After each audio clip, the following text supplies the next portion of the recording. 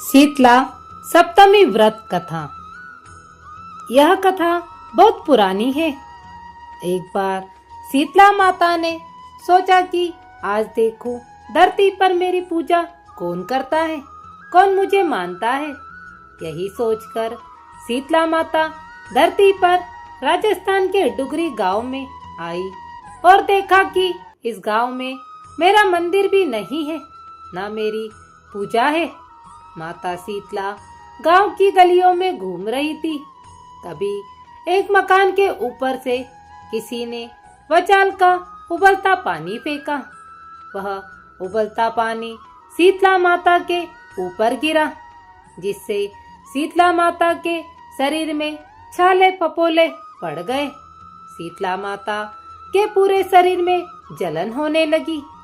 शीतला माता गांव में इधर उधर भाग भाग के चिल्लाने लगी, अरे मैं जल गई, मेरा शरीर तप रहा है, जल रहा है, कोई मेरी मदद करो।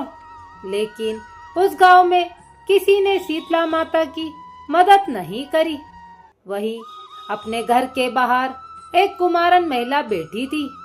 उस कुमारन ने देखा कि अरे यह बूढ़ी माई तो बहुत जल गई है, इसके पूरे शरीर में तपन है, इसके पूरे शरीर में छाले फपोले पड़ गए हैं, यह तपन सहन नहीं कर पा रही है।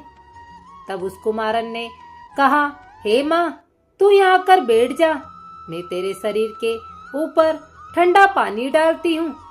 कुमारन ने उस बूढ़ी माई पर खूब ठंडा पानी डाला और बोली, माँ, मेरे घर में रात की बनी हुई राबड़ी रखी है, थोड़ा दही भी है, तू दही राबड़ी खा ले। जब बूढ़ी माई ने ठंडी ज्वार के आटे की राबड़ी और दही खाया तो उसके शरीर को ठंडक मिली। तब उस कुमारन ने कहा, आ माँ, बैठ, मैं तेरे सिर के बिखरे बाल चोटी से गूंथ देती हूँ। कुमारन माई की चोटी गूंथने लगी।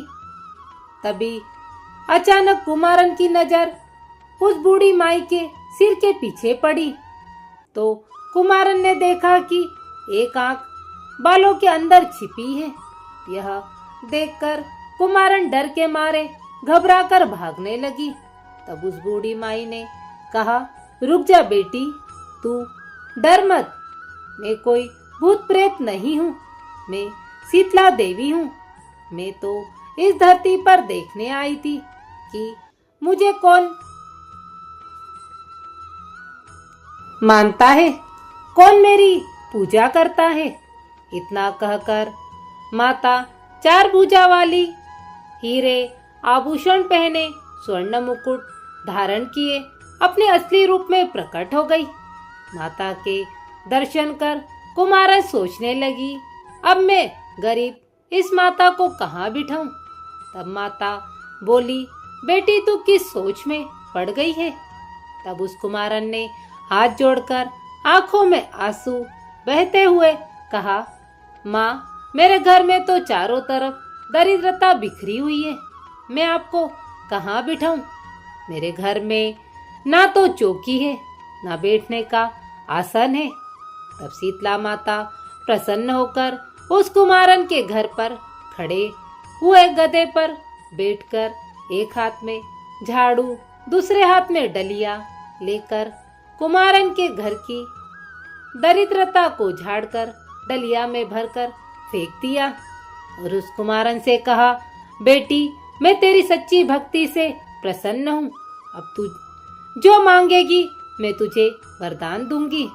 तब कुमारन ने हाथ जोड़कर कहा, माता, मेरी इच्छा है अब आप इसी डुगरी गांव में स्थापित होकर यहीं रहो और जिस प्रकार आपने मेरे घर की दरिद्रता को अपनी झाड़ू से साफ कर दूर किया, ऐसे ही आपको जो भी होली के बाद सप्तमी को भक्ति भाव से पूजा करे, आपको ठंडा जल, दही, बासी ठंडा भोजन चढ़ावे, उसके घर की दरिद्रता को साफ करना और आपकी पूजा करने वाले महिला का अखंड सुहाग रखना, उसकी गोद हमेशा भरी रखना। साथ ही जो पुरुष शीतला सप्तमी को नाई के यहाँ बाल न कटवावे, धोबी को कपड़े धुलने ना दे और पुरुष भी आप पर ठंडा जल चढ़ाकर, नारियल फूल चढ़ाकर परिवार सहित ठंडा बासी भोजन करे, उसके काम धंधे व्यापार में कभी दरिद्रता न आए। तब माता बोली, तथास्तु बेटी, जो तूने वरदान मांगे हैं सब देती हूँ। हे बेटी, तुझे आशीर्वाद देती हूँ कि मेरी पूजा का मुख्य अधिकार इस धरती पर सिर्फ कुमार जाति का ही होगा। तभी उसी दिन से डुगरी गांव में शीतला माता स्थापित हो गई और उस गांव का नाम हो गया सिल्की डुगरी। सिल्की डुगरी में शीतला माता का मुख्य मंदिर है। शीतला सप्तमी पर बहुत विशाल मेला भी भरता है। इस कथा को पढ़ने से घर की दरिद्रता का नाश होने के साथ सभी मनोकामनाएं पूरी होती है।